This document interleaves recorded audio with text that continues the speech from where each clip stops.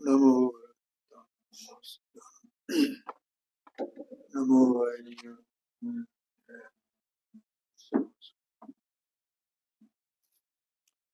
निज स्वरूप को परम रस जामे भरियो पार बंदो परमानंद में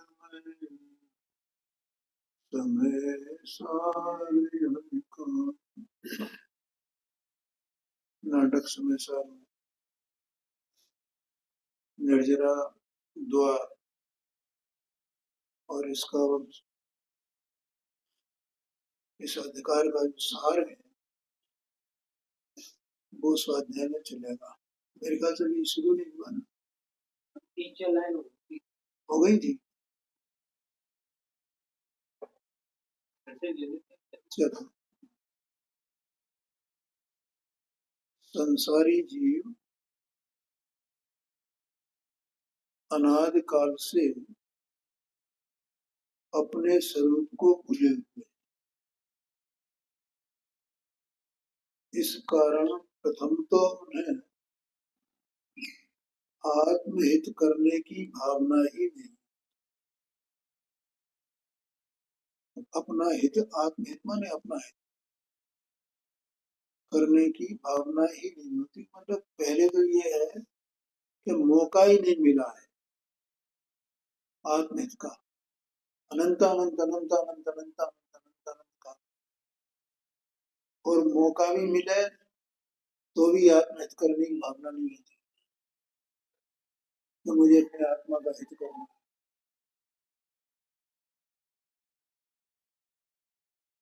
आत्महित करने की भावना का मतलब है भेद विज्ञान की भावना करना, माने कि मुझे किसी प्रकार से भेद विज्ञान हो,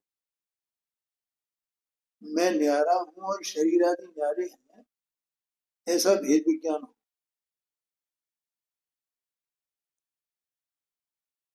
यदि कभी इस विषय में उद्योग भी करते हैं, मतलब उद्यम भी करें, तो सत्य मार्ग नहीं मिलने से बहुधा व्यवहार में लीन होकर संसार को ही बढ़ाते हैं।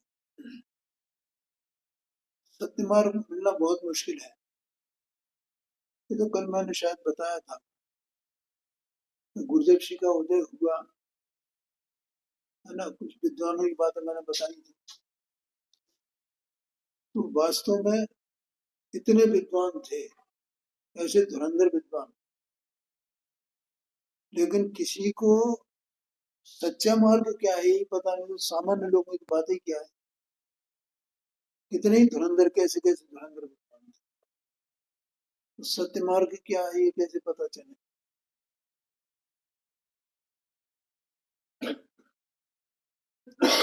तो क्या होता है कि धर्म के नाम पर मतलब उद्यम तो करता है, लेकिन व्यवहार में लीन होकर, इसमें ये आया है ना, क्या एक छंद आया था इसमें,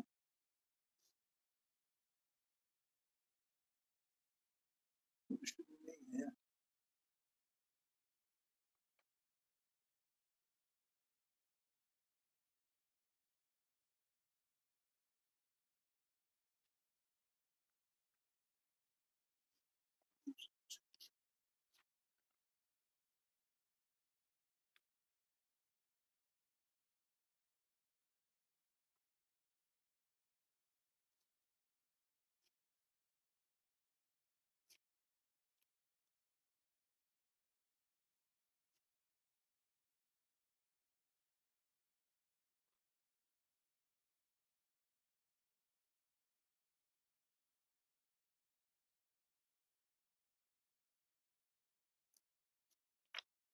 वो है ना, कलो करो सकल व्यवहार ज्ञान स्वरूपी आत्मा, मोक्ष स्वरूपी आत्मा ज्ञान गम्य निर्धार।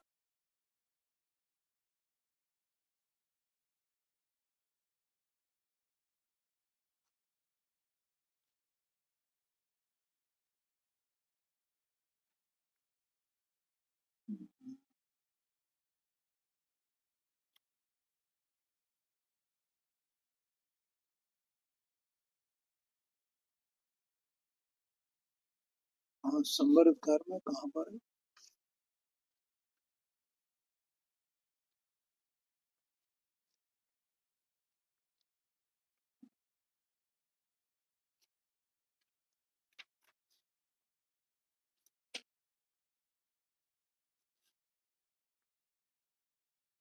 चलो फिर देख करके बताएं।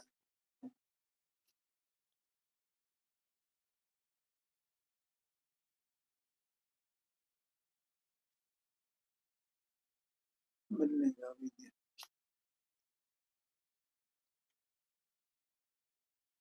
ये है 144 पेज पर 22-23 नंबर का शब्द है। लीन भयो व्यवहार में उकत न उपजय कोई, दीन भयो प्रभुपद जपै मुकत कहाँ सो। और फिर आगे लिखा है, प्रभु सुमरो पूजो पढ़ो करो विविध व्यवहार, मोक्ष स्वरूपी आत्मा ज्ञान गम्य निर्धार।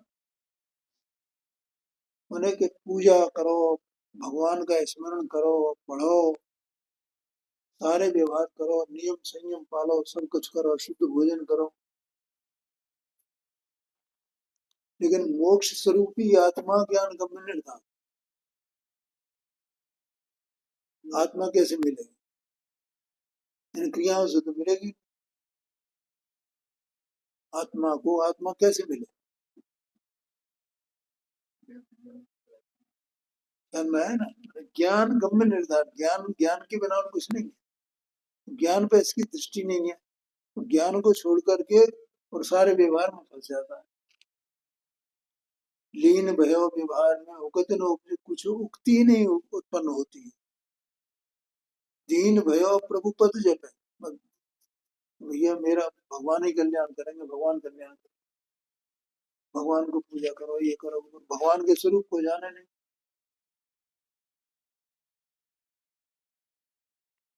ध्यान में आया कि नहीं? हमें भगवान के स्वरूप की खबर नहीं है, सर्वज्ञता क्या है, वितरकता क्या है, ये खबर नहीं है। और भगवान की पूजा कर, कौन से भगवान की पूजा कर रहे हो ये बताओ।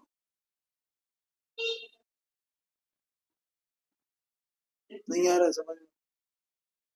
क्या जानना चाहिए, क्या करना चाहिए? भगवान की पूजा करें तो भगवान के स्वरूप को तो जाने। वो क्या स्वरूप है, वे भगवान है क्या, वो तो नहीं जानते ना। ये यहाँ कह रहे हैं, देखो बहुधा व्यवहार में लीन होकर, अधिकतर सब क्या है, किधर दौड़ रहे हैं? व्यवहार में, ये धर्म है, ये धर्म है, ये धर्म, सत्य मार्ग मिला, संसार को ही बढ़ाते हैं और अनंत कर्मों का बंध करते हैं। परंतु सम्यक ज्ञान की खूंटी का सहारा मिलने पर, देखो काय का सहारा मिले? सम्यक ज्ञान का सहारा मिलने पर गृहस्थ मार्ग और परिग्रह संग्रह की उपाधि रहने पर भी जीव संसार की चक्की में नहीं पिसता। ये समझ लेना। हाँ जी, हाँ जी। सम्यक ज्ञान प्रकट होना चाहिए। सम्यक ज्ञान वो भेद विज्ञान पूर्वक होता है। सम्यक ज्ञान की खूंटी का सहारा मिलने पर, गुरु क्या है कि वो सम्यक ज्ञान की खूंटी का सहारे का मतलब जब सम्यक ज्ञान प्रकट हुआ ना, तो सम्यक ज्ञान में स्व क्या है और पर क्या है ऐसा जानता है। ठीक है। अब इसको खूंटी क्यों कहा कि जैसे कोई खूंटे से बंधा हो तो एक मर्यादा में रहता है ना वो, ऐसे ही सम्यक ज्ञान होने पर वो अपनी मर्यादा में रहता है। मैं तो ये हूं बस, ये मर्यादा, और बाकी मैं नहीं हूं, ये मर्यादा हुई उसकी।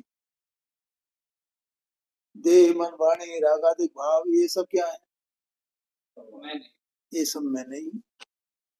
ऐसी मर्यादा बन जाती है उसकी। सम्यक ज्ञान की खूंटी, इसलिए खूंटी शब्द को लिया है यहाँ पर। अब फिर वो चाहे गृहस्थ में हो, गृहस्थ अवस्था में हो, और परग्रह भी उसके पास हो, तो भी वो उपाधि होने पर भी जीव संसार की चक्की में नहीं पिसता। फिर उसका संसार जो है वो अब तो चुल्लू में, माने समुद्र जो है चुल्लू में आता है, और दूसरों को जगत जाल से छूटने का रास्ता बतलाता है। वैसे इसकी कोई जरूरत नहीं है, ये बतलाता है, ये मतलब मेरे गले नहीं उतरती।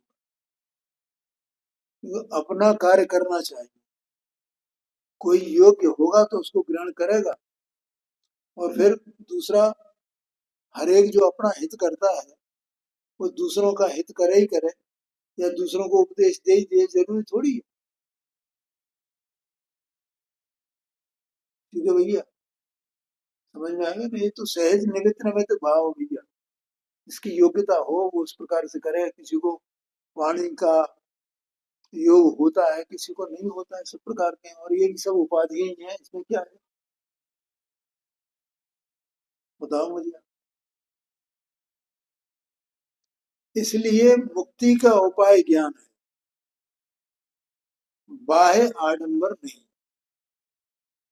अभी पढ़ा ना, प्रभु सुमरो, पूजो, पढ़ो, करो सकल व्यवहार, मोक्ष स्वरूपी आत्मा ज्ञान गम्य निर्धार। मुक्ति का उपाय ज्ञान है, ज्ञान है, ज्ञान है, ज्ञान है,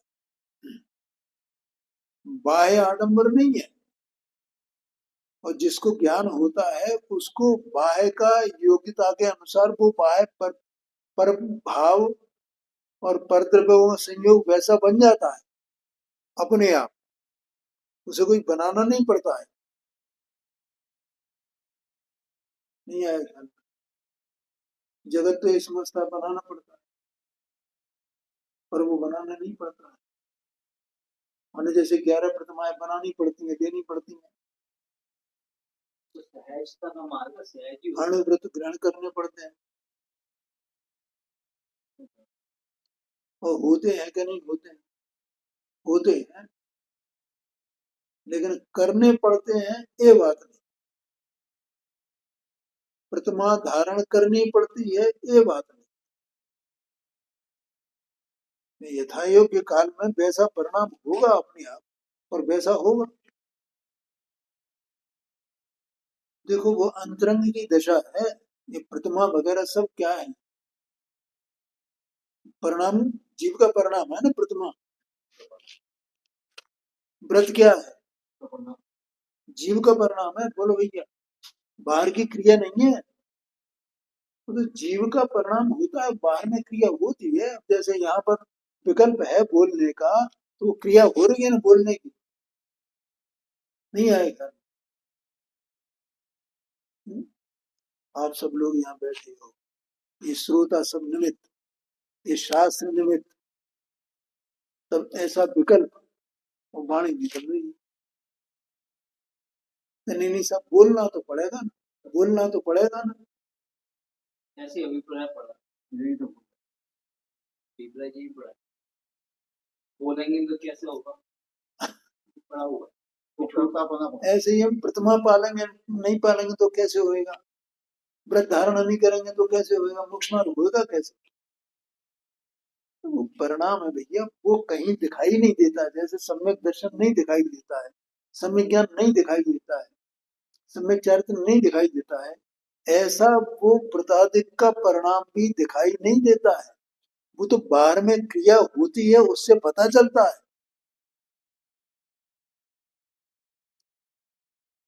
बाहर की क्रिया में जीव का क्या है। जैसे हम मंदिर आए, हम बुद्धिपूर्वक आएंगे,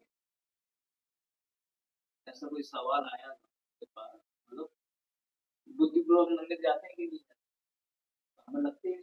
अभी बता, पहले इसको समझना, क्या बोल रहा हूँ।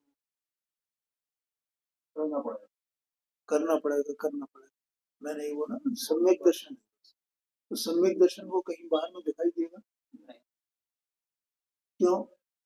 क्योंकि वो अपनी परिणति है ना, आत्मा की परिणति है। जीव का परिणाम है। देखो, जीव का परिणाम चाहे तो शुभ हो चाहे अशुभ हो, चाहे मायाचारी का हो, ठीक है, और चाहे शुद्ध हो, वो बाहर से दिखाई नहीं देता। क्या कहा? अब मान लो मैं यहाँ मैंने जैसे इसको पढ़ रहा हूँ और कोई मायाचारी कर रहा हूँ, तो मुझे इसका अर्थ मालूम नहीं हो, वो कुछ भी आपसे आपको बता, तो मेरा परिणाम तो मैं दिखाई देगा। और मैंने बोल दिया यहाँ से ऐसा है, ऐसा ऐसा है। आप लोग कोई समझ ही नहीं पाएंगे कि झूठी बातें कर रहे हैं, सच्ची बातें कर रहे हैं। हमारा ज्ञान अगर सुनने को होगा तो पकड़ में नहीं, तो वो अलग बात है कि आपको पकड़ में, लेकिन परिणाम तो पकड़ में नहीं आएगा ना। यहाँ बात तो ये है ना, इस जीव इसका वो वैसा मायाचारी के परिणाम ऐसा पकड़ में नहीं आएगा ना। ये बात है, वो तो पकड़ में। हाँ, ठीक है। अब जो परिणाम है वो तो जीव का है, लेकिन क्रिया जीव की है। अब जो व्रत धारण करेगा तो व्रत का परिणाम तो जीव का होगा, और क्रिया दिखाई देगी वो पुद्गल की है। तो जो दिख रहा है वो तो पुद्गल का है, जीव का नहीं है। और जो जीव का है वो दिख नहीं रहा है। तो ये मानना नहीं कर उसका। इसलिए मैं ये बात बता रहा हूं कि व्रत भी जीव का परिणाम है, प्रतिमा भी जीव का परिणाम है। इसलिए मुनिपना भी जीव का परिणाम है, श्रावक पना भी जीव का परिणाम। उसमें एक वो गाथा है ना, अष्टौल में आती है, अरहंत सिद्धाचार्य पाठक साधु है परमेष्टिपन, सब आत्मा की अवस्थाएं, आत्मा ही है शरण। मुनिपना, अब मुनिपना में माने साधक अवस्था, तो साधक अवस्था वो जीव का परिणाम है ना। अब वहां देश है मुनराज दे, देखो मुनराज ऐसे चलते हैं, मुनराज ऐसे भोजन करते हैं, मुनराज ऐसा करते हैं। इस बार में हम क्या देख रहे हैं? शरीर की क्रिया देख रहे हैं हम, मुनराज के परिणाम को कहाँ देख रहे हैं हम?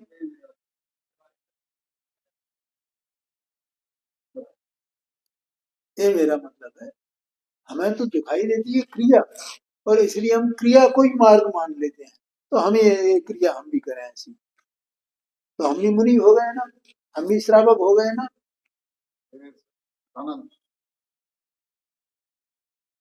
ये व्यवहार में बैठा रहना, व्यवहार में लीन होना, ये है क्रिया देख देख करके वैसा करना है। मुनि मुनराज ऐसा करते हैं, हम भी वैसे मुनि बन जाएंगे। श्रावक ऐसा करते हैं तो हम भी ऐसा कर रहे हैं। क्या देखा उसने? बाहर की क्रिया देखी, न तो जीव को जाना, न जीव के परिणाम को जाना। जीव को नहीं जाना ना, कुछ नहीं जाना उसने। तो इसलिए अब देखो कितनी बातें हो गई इतनी सी बात, कि किस तरह जीव व्यवहार में लीन हो जाता है। दूसरा कि जिसको होता है तो उसे करना नहीं पड़ता, तो परिणाम है तो अपनी योग्यता से स्वकाल में हुआ है ना, वस्तु तो सत्ता स्वरूप है।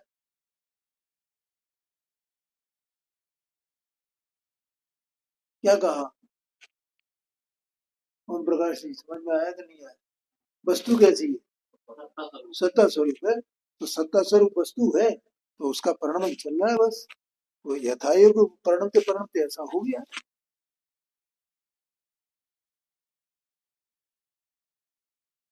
ध्यान में आया था? वो कल परसों में एक दृष्टांत दिया था मैं,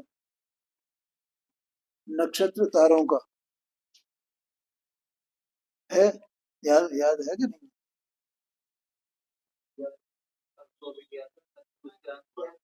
हाँ हाँ, काय के लिए दिया था? ये बताने के लिए दिया था कि वो अब सूर्य जो है वो शनि में प्रवेश करेगा, तो वो सब ऑटोमेटिक चल रहा है कि सूर्य को अब सामने शनि में प्रवेश करूं। वो तो जो हो रहा है उसका ज्ञान कराते हैं केवल, कौन क्या करता है। वो तो शनि वहां स्थित है और सूर्य का इस प्रकार की दशा बनी है, तो वो हो रहा है, उसमें क्या है, कौन करे कौन धरे।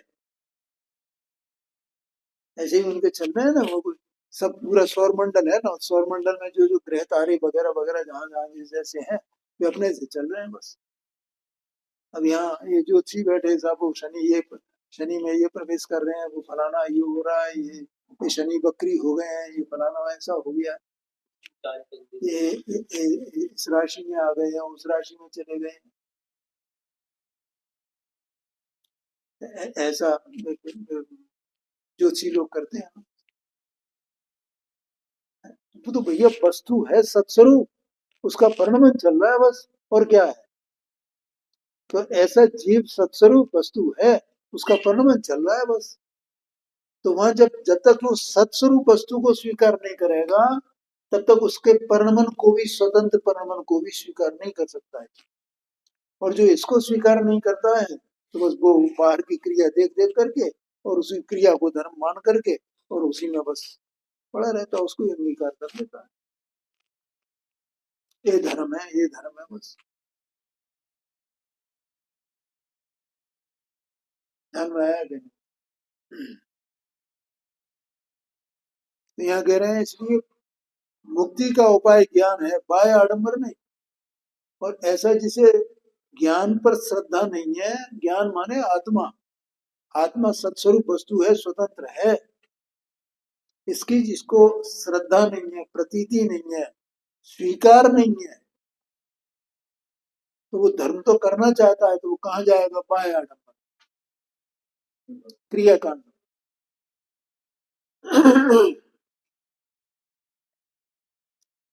मतलब क्रिया करने का निषेध नहीं, यहाँ कोई क्रिया कर रहा है। पंडित जी साहब ने मोक्ष में प्रकाशक में यहाँ व्यवहार आवास मिथ्या दृष्टि का प्रकरण लिखा है ना, तो उसमें उन्होंने ऐसा लिखा है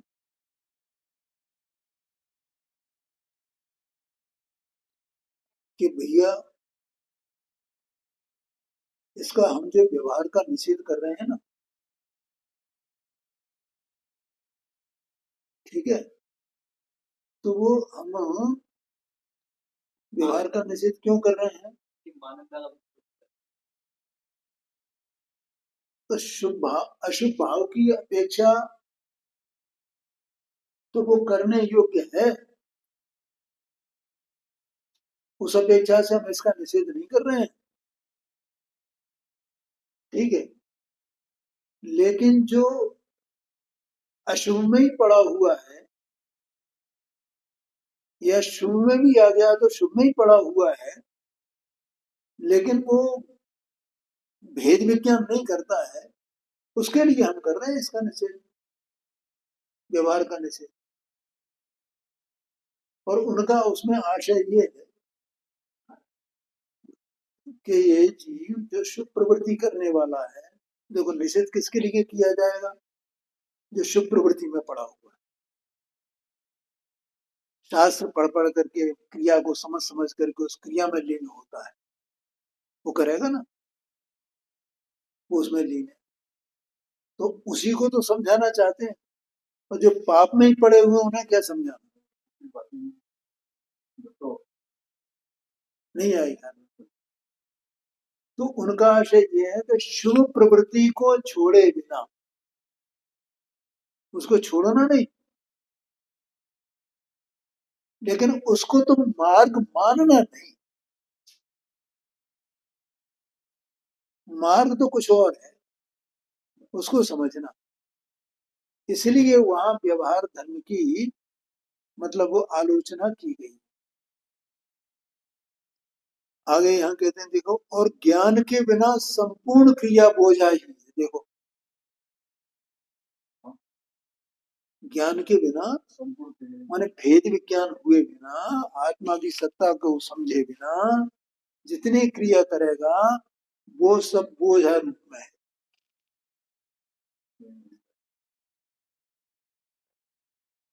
ध्यान में आया कि? हाँ जी, हाँ जी।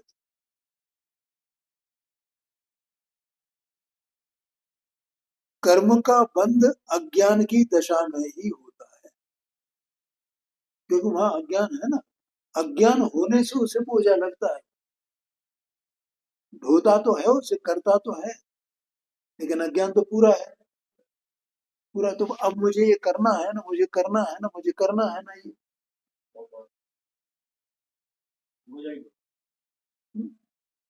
और उसको करते करते माने शरीर की क्रिया से धर्म मानने वाले, वास्तव में देखा जाए वैसे तो ये योग्यता होती है, लेकिन जबरदस्ती शरीर के साथ में करते हैं तो शरीर भी बीमार पड़ जाता है।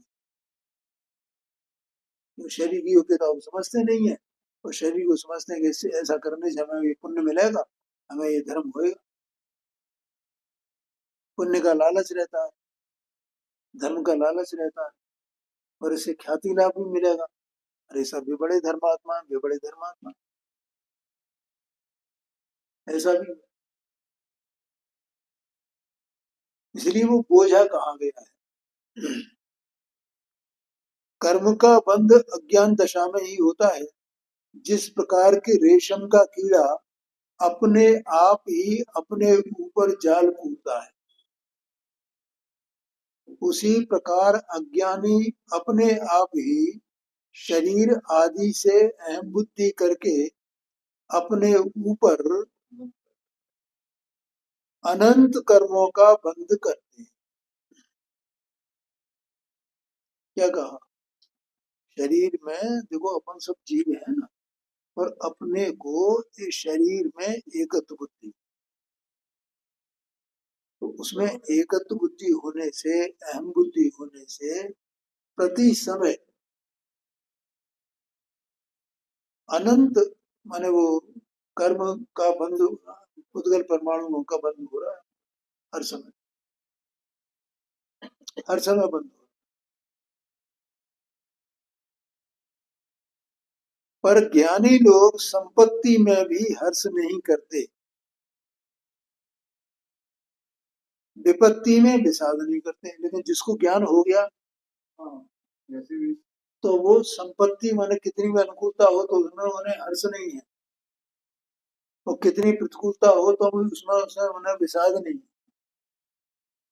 ठीक है, क्योंकि वे तो एक ज्ञान रूप हो गए हैं। क्या कहा? नहीं आएगा। तो ऐसा नहीं है कि मैं तो अज्ञानी हूं तो मैं इसमें हर्ष क्यों करूं, मैं इसमें विषाद क्यों करूं। मुझे इसमें विषाद नहीं करना है, इसमें हर्ष नहीं करना है, मुझे तो समता भाव से रहना है, ऐसा नहीं है। वो ज्ञानी नहीं, में संबंधी। ओ, ऐसा समझना भैया, बहुत मुश्किल बात है, हैं? ये तो नहीं नहीं नहीं, मैं हर्ष नहीं, हर्ष करूंगा तो मैं बंध जाऊंगा ना, विषाद करूंगा तो मैं बंध जाऊंगा ना। इसलिए मुझे समता भाव रखना है। तो ऐसे समता भाव होता है क्या? नहीं, ऐसे समता भाव नहीं होता। समता भाव तो जीव का स्वयं स्वतंत्र बने होने वाला परिणाम है भाई। कौन करे कौन धरे है। बहुत से लोग होते हैं ना बेचारे, भी ये भी नहीं जानते हैं, वो भी अपने आप को क्या मानने लगे, हम तो ज्ञानी हो गए, हम तो ज्ञानी हो गए। अब हमें इसमें ऐसा नहीं करना है, इसमें विषाद नहीं करना है, इसमें ऐसा नहीं करना है, इसमें ऐसा नहीं करना है, ऐसे धर्म का पालन करना है, ऐसा पालन करना है। हमें 8 अंग सम्यक दर्शन हो गया ना, तो वो 8 अंगों का पालन करना है?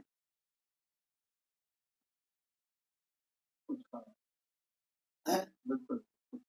उत्तम समाधि 10 धर्मों का पालन करना है। उसमें योग सार है, तत्व का निर्णय प्रदान। बोलो, ये तो ओम प्रकाश जी। कुछ नहीं, यानी को जितनी भी क्रियाएं होती हैं सब अंतरंग क्रियाएं होती हैं। नहीं नहीं, ये गलत बात। मैं दूसरी बात कह रहा हूँ कि मुझे सम्यक दर्शन हो गया, तो मुझे मेरा कर्तव्य क्या है कि मैं 8 अंग का पालन करूं। सहज ही ना वो बिल्कुल जितना पढ़ना जैसा होगा तो करने वाला वही होगा। मतलब उसमें कर्तापना ही है, मन पड़े तो भी करना चाहता है। हाँ, स्वतः है? अब मैं तो 10 धर्मों का पालन करूं, अब मैं मुनि हो गया हूं, मैं 10 धर्मों का पालन करूं, तो बोलो ठीक है। अरे उसका सब नहीं लिया, अपने ज्ञान का अभ्यास करती है। ये बात, ये बात, वो तो सहज परिणाम है, आत्मा में वो परिणाम है ही, वो करने की आवश्यकता नहीं है। अपन ने भी इसमें निर्जरा अधिकार में इसी में पढ़ा था ना कि जैसे शरीर है, तो शरीर है तो शरीर के अंग है ना, इंद्रियां है ना, ये शरीर इंद्रियों रूप परिणमित है ना, इंद्रियां शरीर रूप परिणमित है ना, ऐसे ही 8 अंग हैं, वे सम्यक दर्शन रूप परिणमित है, सम्यक दर्शन है वह 8 अंग रूप परिणमित ही है। अब सम्यक दर्शन होए और फिर 8 अंग का पालन करे, ऐसा थोड़ी अपने को मान करके मैं सम्यक दृष्टि हो गया हूँ भाई, मैं 8 अंग तो मुझे आत्मा का वो हो गया ना, मुझे आत्मा का वो हो गया, क्या क्या श्रद्धान हो गया ना। कैसे हो गया कि मैं शुद्ध आत्मा हूँ, मैं शुद्ध आत्मा हूँ, मैं तो अपने को शुद्ध ही मान रहा हूँ, तो मैं शुद्ध आत्मा, मैं अशुद्ध आत्मा मानता ही नहीं हूँ मैं, और मैं आत्मा के बारे में बहुत बहुत बातें जानता हूँ मैं, आत्मा ऐसा है, आत्मा ऐसा है, आत्मा ऐसा है, आत्मा ऐसा है। ज्ञान कराया है, लेकिन जो है ना ऐसा है कि बोलो, अपनी तो मैं तो आत्मा को इतनी बातें जानता हूँ आत्मा, और फिर वैसे ही आत्मा तो मैं हूँ ना, कुछ नहीं। तो अब मैंने अपने आत्मा को जान लिया है कि मैं भी आत्मा हूँ और मैं ऐसा ही हूँ जैसा भगवान ने बताया, तो अब मुझे तो सम्यक दर्शन हो गया, अब मैं 8 अंग का पालन करना चाहिए मुझे। अरे कुछ भी नहीं,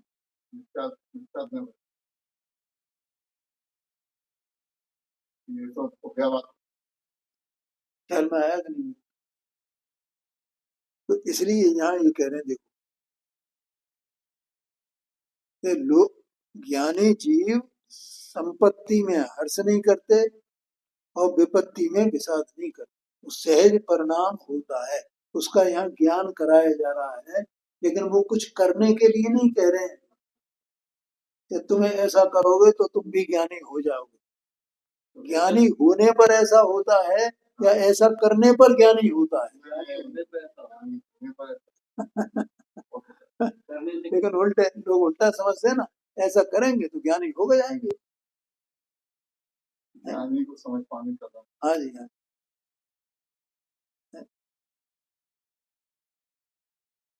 तो ये बात मुझे ठीक है, आपने आपने बताया विकल्प करता है इसलिए मतलब बड़े बड़े को नहीं है।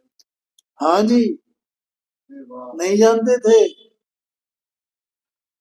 और इसलिए अच्छे अच्छे विद्वान, जब मतलब जब गुरुदेव जी कितने क्लास पढ़े थे, और ये बड़े बड़े न्यायाचार और साहित्याचार और फलाने आचार्य और फलाने सिद्धांत शास्त्री और ये और वो, अब वो जब कोई, और डॉक्टर साहब ने तो खुद ही इतनी इतनी डिग्रियां डॉक्टर साहब के पास थी, तो एक कोई भी लेख लिखते थे डॉक्टर साहब, तो जब तक गुरुदेव सिंह रहे थे तो गुरुदेव सिंह को पहले दिखाते थे।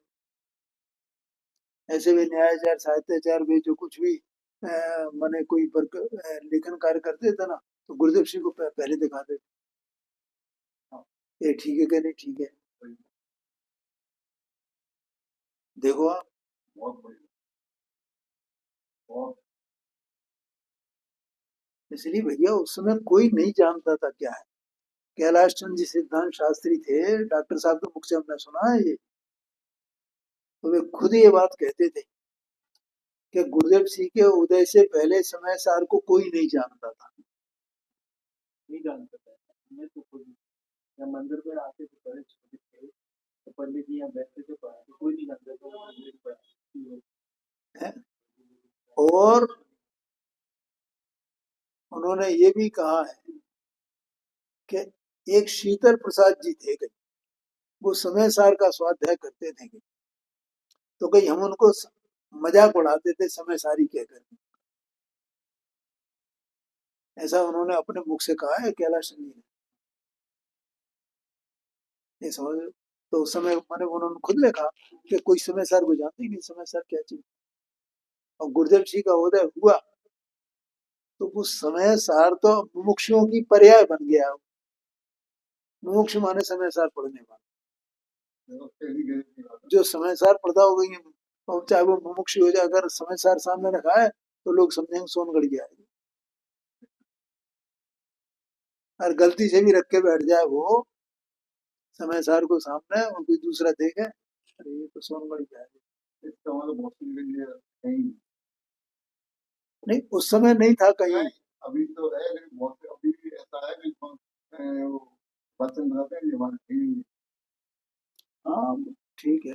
वैसे तो आज ये है कि घर घर में बच्चा बच्चा जानता है समय सार क्या है, ये समझ लो। आगे क्या, इसलिए उन्हें, हाँ, संपत्ति और विपत्ति को कर्म जनित मान जानते हैं। मतलब वास्तव में तो ये पुद्गल के परिणाम है, और कोई संपत्ति नहीं है और कोई विपत्ति नहीं है। ये तो हमारे मन की कल्पना है कि ये संपत्ति है विपत्ति है, वो तो पुद्गल का परिणाम देखते हैं। क्या कहा, नहीं आया समझ, वो है क्या, पुद्गल का परिणाम। और वो जो संयोग हुआ है वो कर्म के उदय जन है बस। साता साता वेदनी कर्म के उदय जन, सामग्री आई बस, ये है। ठीक है, वो भी ये है कि वो जब आ, अनुकूल हो प्रतिकूल हो, एक ही वस्तु है हमें रखी है घर में, ये बनी हुई है संयोग में, वो हमें प्रतिकूल लग रही है, और वही संयोग फिर कभी अनुकूल लगने लगे, ऐसा देखा है। तो काय की विपत्ति काय की संपत्ति, वो सब पुद्गल का परिणाम है। एक ही घर में एक को बच्चा और एक को बड़ा। हाँ जी, हाँ जी। इसलिए उन्हें संसार में, उन ज्ञानियों को संसार में न कोई पदार्थ संपत्ति है, न कोई पदार्थ विपत्ति है। वे तो ज्ञान और वैराग्य में मस्त रहते हैं। माने वे ज्ञान और वैराग्य रूप पर्ण में है बस। सत्स्वरूप वस्तु है ना, ये पर्ण में है, परिणाम है उनका ज्ञान और वैराग्य। संसार में अपने आत्मा के सिवाय और कोई भी पदार्थ ऐसा नहीं है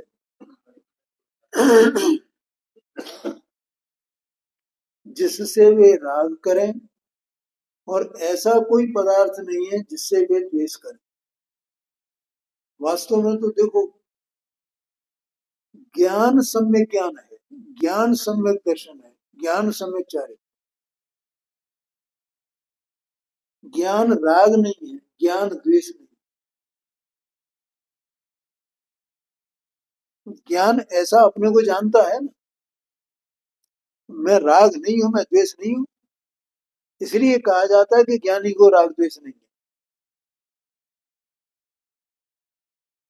क्या कहा, ज्ञानी को राग द्वेष नहीं है, क्यों कहा जाता है, हाँ जी, ज्ञान सम्यक दर्शन है, ज्ञान सम्यक चारित्र है, ज्ञान सम्यक ज्ञान है, ज्ञान संवर है, ज्ञान निर्जरा है, ज्ञान मोक्ष है, ज्ञान समाधि है, ज्ञान शुद्धोपयोग है। लेकिन ज्ञान अशुभोपयोग नहीं है, ज्ञान शुभोपयोग नहीं है, राग नहीं है, द्वेष नहीं है। बताओ मुझे आप, जो ज्ञान की परिभाषा है वो राग की परिभाषा है क्या? जो ज्ञान की परिभाषा है वो द्वेष की परिभाषा है क्या? हो सकती है? नहीं, ये बात है। इसलिए कहा ज्ञानी को राग द्वेष नहीं है। लेकिन राग द्वेष नहीं होते हैं, ये बात नहीं है। क्या करें,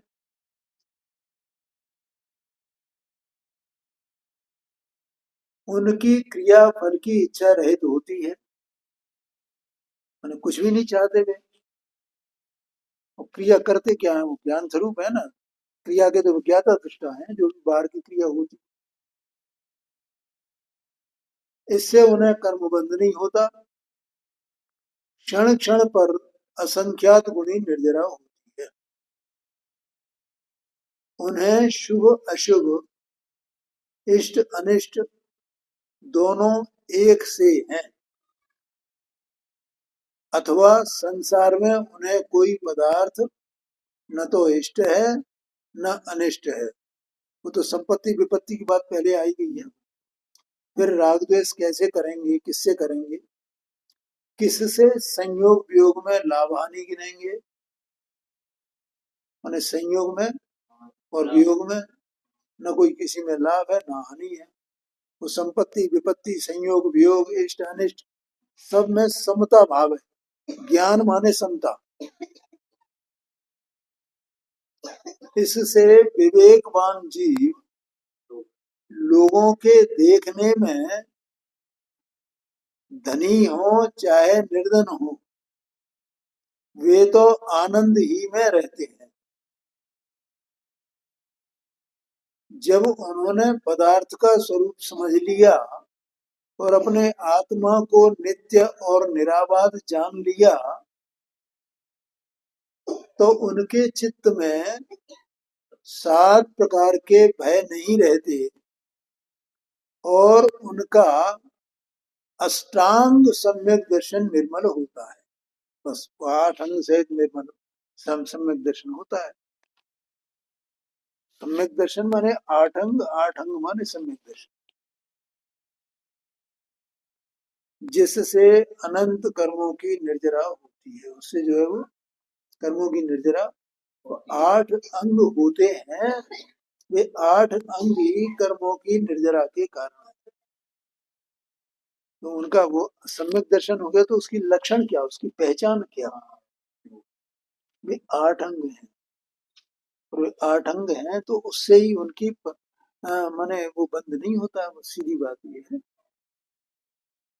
इस प्रकार से ये अपना इसका अधिकार पूरा हुआ। आगे की चर्चा अपन कल अगले अधिकार से करेंगे।